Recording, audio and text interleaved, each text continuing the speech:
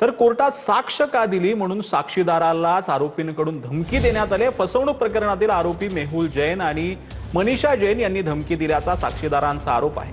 या प्रकरणी साक्षीदारानं पोलिसात तक्रार केली असून सुरक्षा देण्याची मागणीही केलेली आहे।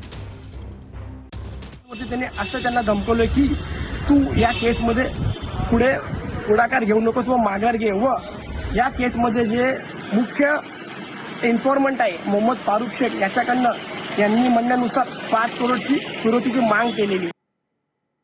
तर रोहित पवारांनी आरोप केलेली फाईल प्रफुल्ल पटेलांकडूनच आलेली होती। प्रफुल्ल पटेल यांनी अजित पवारांना रात्री 8:30च्या सुमारास फोन केला होता।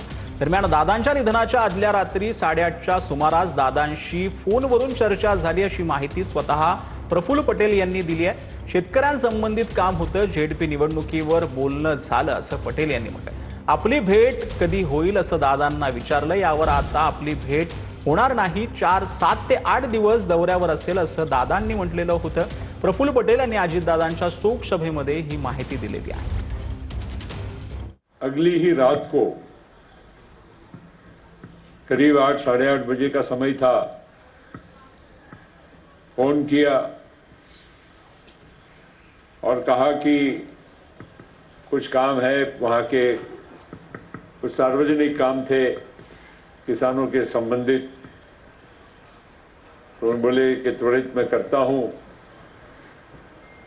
कुछ स्थानिक वहां जिला परिषद के चुनाव चल रहे हैं, उसके बारे में एक आध मिनट हमने जिक्र किया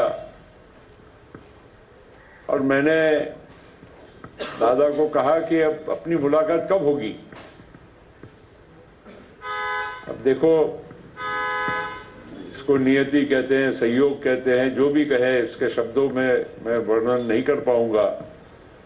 लेकिन उन्होंने शब्द ये निकाले, प्रफुल्ल भाई मराठी में बोले, प्रफुल्ल भाई आता अपनी भेट होणार नहीं, प्रफुल्ल भाई अपनी भेट अभी होगी नहीं।